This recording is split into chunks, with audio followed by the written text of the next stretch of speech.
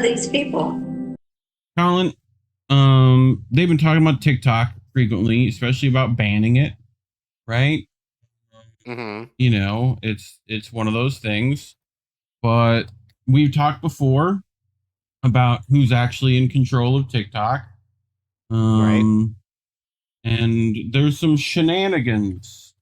So I brought this from Alan McLeod, who says TikTok isn't anti-Israel. It's hired Unit 8200 agents to run its affairs. Have you heard anything about 8200? Unit? No, that was going to ask you that. Yeah, they're and like, how do I even explain it? They're just a standard spy cutout from Israel. Okay. But usually what happens with a lot of these intelligence agencies is some revolving doors. So we'll get into it. Again, Alan writing over in Mint Press, so please go check them out if you haven't already. But he writes, TikTok has been under intense pressure as of late from U.S. officials to accuse the video platform of being a hub of anti-Israel hatred, and they're trying to create laws about that, which you'll probably get to in the segment. TikTok is a tool China uses to spread propaganda to Americans. Now it's being used to downplay Hamas terrorism, wrote Marco Rubio. Yay! Yay, Marco Rubio. Everyone's favorite idiot. TikTok needs to be shut down now, he added. Nikki Haley, another top Republican, claimed that every 30 minutes spent on the app makes Americans 17% more anti-Semitic and more pro-Hamas. Every 30 minutes, Collin. So, God, I wonder where how much we spent on there, you know, or where we're at. Anyway, the platform's future remains uncertain as President Biden approved a law that could see it blocked in the U.S. Incoming President Donald Trump, however, has intimated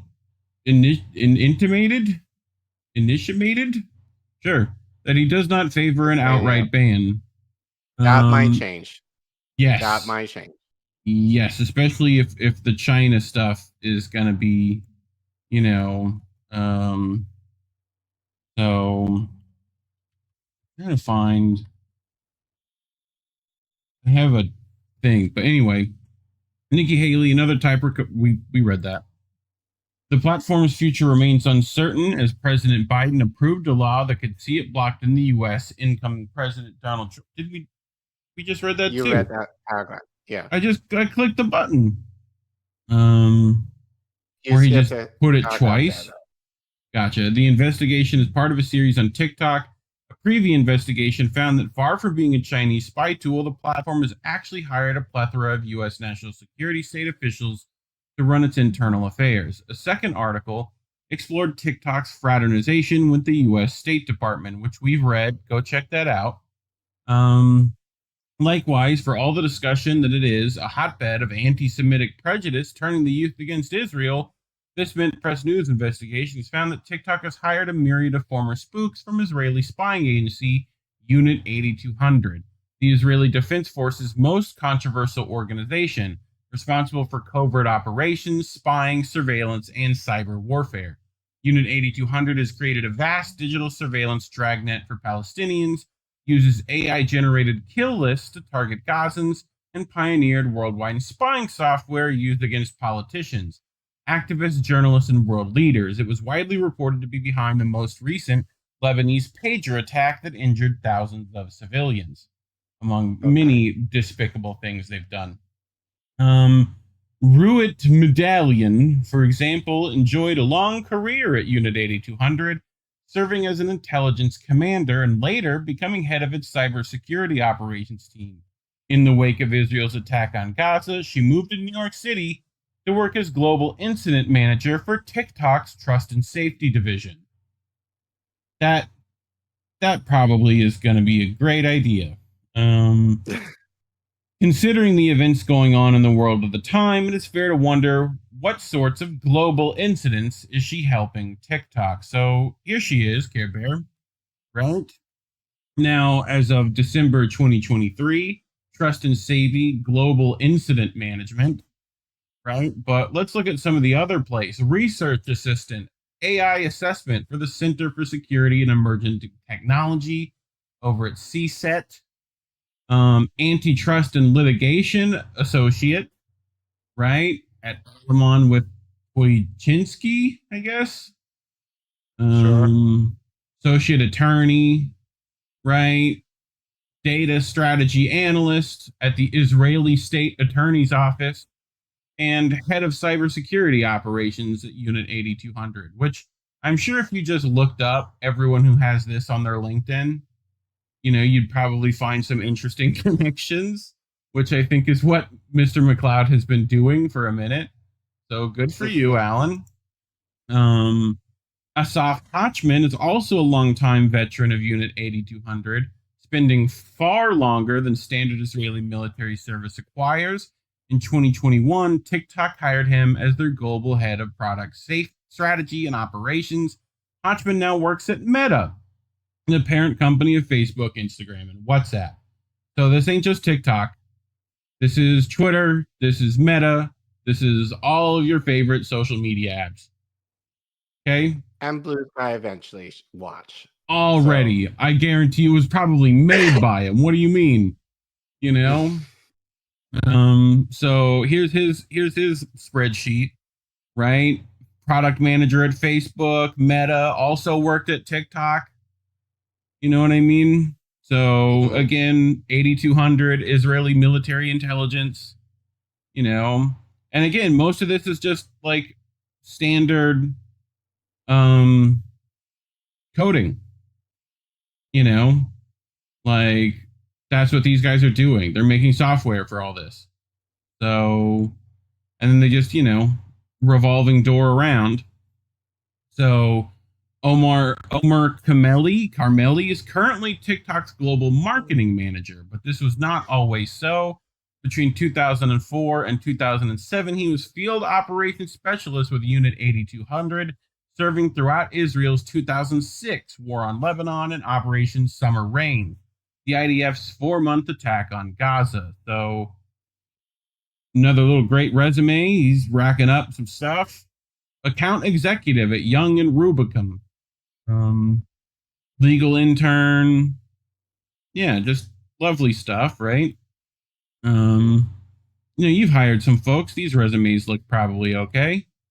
Inav Mayer. Also, can we figure out names over here with the Jewish people? Can we get some like normal ones? Like how do you even Ainov? Like what is that? Anyway, I guess you would think, right? But intelligence analyst with Unit 8200 until 2015. She is now client solutions manager at TikTok. Like, how many slots are they filling with 8200 members over there? Like, they really trying to clamp down on stuff, huh? Omri Hollander, a client solutions lead with the global video platform, followed the same Unit 8200 intelligence analyst to the TikTok pipeline. Again, I like looking at some of these other ones, right? Guardio, Round Forest, Light Tricks, whatever these things are.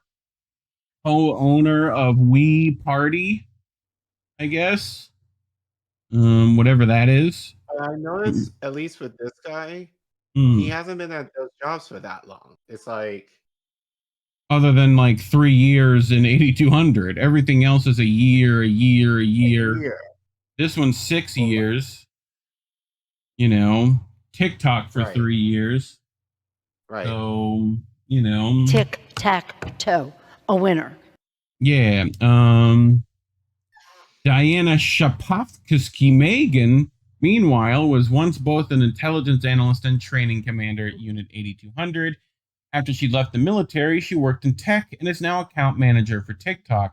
Shapovsky-Megan's dates of service align with Operation Cast Lead, the 2008-2009 campaign against Gaza, widely seen as one of the worst crimes of the 21st century, until Israel's current campaign vastly surpassed it. What her role as a commander was during the campaign is unknown. So, again, another Al Israel Airlines. She worked there. Al Israel. So, account manager at AnyWord. Password management, I do believe AnyWord is, I think, right? So that's fun. Nice of them to know your passwords too, right? But anyway, why should it be of concern that TikTok is hiring so many former Israeli intelligence agents? I wonder why we should be concerned. So, firstly, Unit 8200 is the centerpiece of Israel's repressive and high-tech state apparatus. It is responsible for pioneering the technology that has allowed it to create both a gigantic digital dragnet to surveil, harass, and intimidate the Palestinian population, and for creating spying tools aimed at penetrating and compromising foreign governments and individuals. Unit 8200 agents use facial recognition technology to track Palestinians' every move and listen to their phone conversations. The information they glean being used as material for blackmail. One Unit 8200 whistleblower revealed that as part of their training, they were assigned to memorize different Arabic words for gay so that they could listen out for them in conversations. Yeah, What? yeah, yeah. LGBTQ friendly Israel, though, Collin. Right. Well, they're going to make the argument. Well, with that, they're going to make the argument. Well, the Arab world shouldn't be that suppressive. But I'm like, but you're not protecting them. If anything, you're doxing them. Yes. On So purpose. How much better are you? Right. So the unit is also behind Project Lavender. We've talked about. Go look up our stories on that. A giant AI generated kill list of tens of thousands of Gazans that the Israeli military uses to target the stripped civilian population.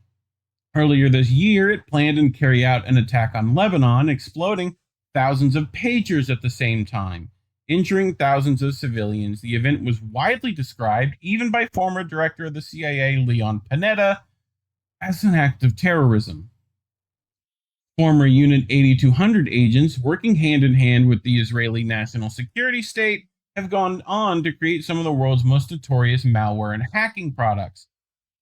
Case in point is the Pegasus software used to spy on more than 50,000 journalists, politicians, diplomats, business leaders, and human rights defenders.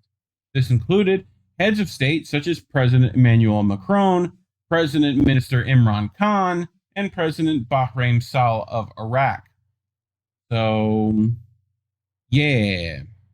Known purchasers of Pegasus include the Central Intelligence Agency and the government of Saudi Arabia, who used Pegasus to spy on Washington Post journalist Jamal Khashoggi before he was assassinated by Saudi agents in Turkey. All sales of Pegasus had to be approved of the Israeli government, who reportedly had access to the data Pegasus foreign customers were accruing.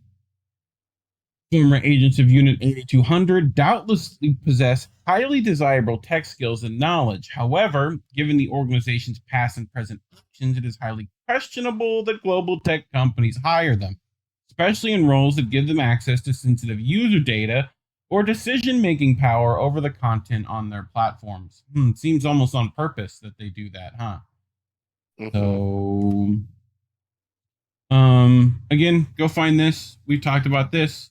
Run by State Department officials, so it's pretty much ran by spooks of multiple countries. So, look out for that. But since the October 7th attack, senior U.S. politicians have been demanding a complete government ban on TikTok, citing what Missouri Senator Josh Hawley described as ubiquity of anti-Israel content.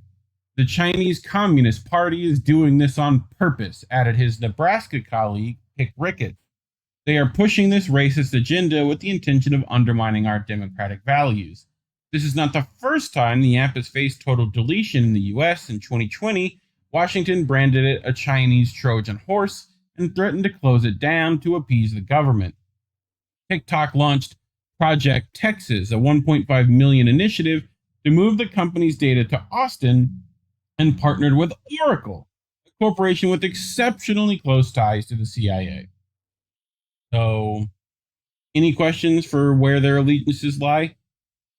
A lesser Nope. known aspect of Project Texas, however, was the company's hiring of scores of U.S. national security state officials, which gave Washington significant control over the platform's direction. For example, Jade Nestor, TikTok's director of data public policy for Europe, was a top official in Washington, previously serving as the State Department's director of internet public policy. So, again, Jade Nestor, senior advisor for internet policy, telecommunications policy specialist, right? All for the U.S. Department of Commerce. You know, GSMA, lots of fun stuff. IBM, Promontory Financial Group. So, lots of fun revolving door places. Mariola Janik, meanwhile, was a senior diplomat in the State Department and a former high official in the Department of Homeland Security before being hired in 2022 to become TikTok's Global Trust and Safety Operations Program Manager. So, again, diplomat in public affairs, right? The Integrity Institute. I'm sure that's a lovely little brain trust. But again, Global Trust and Safety Operations, Asylum Officer for Homeland Security, right? And the Department of State, Public Affairs, all that stuff. So fun. Bo Peterson, one of a host of ex-CIA officials now working at TikTok. Until 2020, Pattison was a targeting analyst with the agency. TikTok hired him to identify extremist content on the platform, and he is now a data security manager for the company. So, yeah. Fun stuff, right? Yep. The company's product policy manager, Greg Anderson, has even more intriguing past. According to his LinkedIn profile, Anderson went from working on psychological operations, also known as PSYOPs, literally PSYOPs. Okay, that's what PSYOPs mean. Okay, at NATO, to being a policy specialist at X, formerly known as Twitter. It's Twitter. It will always be Twitter. And then onto TikTok 2 years later. Shortly after, Mint Press first publicized this fact in a previous investigation in this series entitled The NATO to TikTok Pipeline. Why is TikTok employing so many national security agents? Anderson deleted all references to the military alliance from his social media profiles. Sounds like someone was trying to cover up some tracks there. I'm just saying. That looks nice on your resume, no? You want to leave that in, right? Is it a little wonder why Washington, Tel Aviv, or any other government would wish to control TikTok? The app has grown rapidly and now boasts over 1 billion global users, including around 170 million in the US. The platform is particularly popular with youths. It is a primary source of news and information for Generation Z, who spend nearly 1 hour per day on average using it. While there is no doubt that pro-Palestinian content is more popular than pro-Israel videos, it appears that US politicians reflexively consider this to be down to algorithmic bias and not simply a representation of global sentiment. The United Nations continues to vote overwhelmingly to condemn Israel's attack on its neighbors, and global polls show the country's image has dropped precipitously in the past 12 months. Like rain from the sky. So, yeah. Yet it would be a mistake to assume that TikTok is biased in favor of pro-Palestinian voices. Last year, Mint Press had its account suspended without warning and has not been reinstated.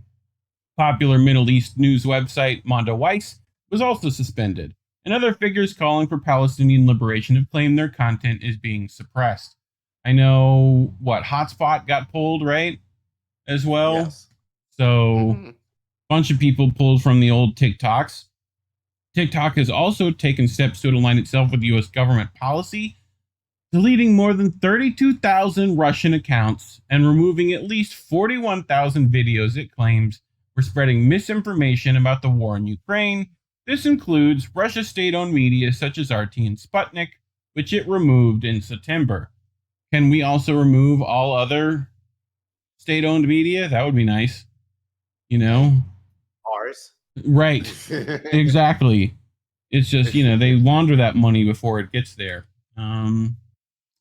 Other state enemies of Washington are also suppressed. The platform attaches state controlled media warning labels to China's CGTN and Iran's Press TV. It does not, however, do the same to Britain's BBC, Canada CBC, or TRT World of Turkey. Or The, MSNBC or CNN or yes. Yep. New York Times, like any pick one. Throw the dart at the wall of shit journalism and see which one you want to choose.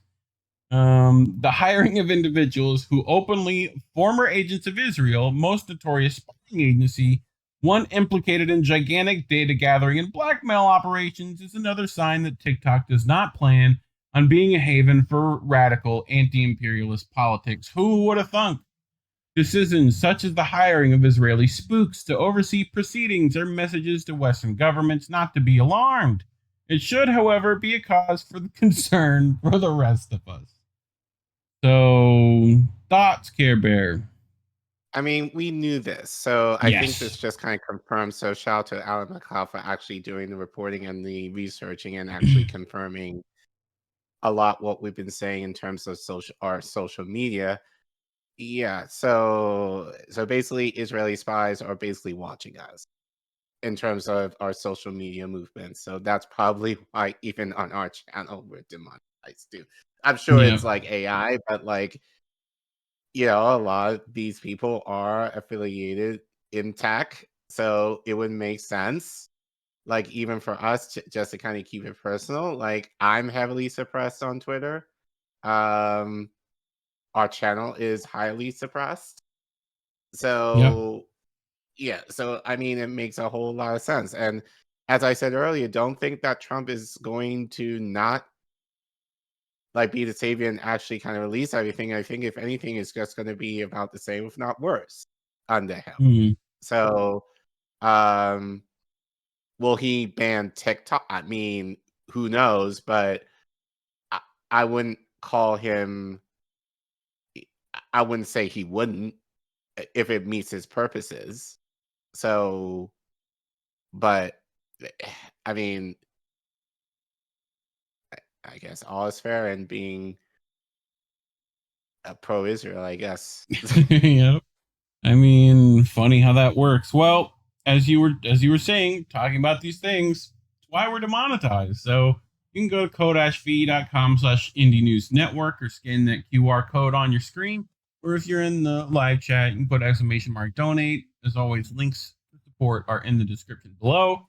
So any little bit helps. We appreciate it if you can give us some dollar dues. If you can't, we get it. Times are tough. Just do the engagement stuff, like and subscribe, share the video, leave a comment. Let us know what you think. Is TikTok as bad as we think? Otherwise, thanks for watching.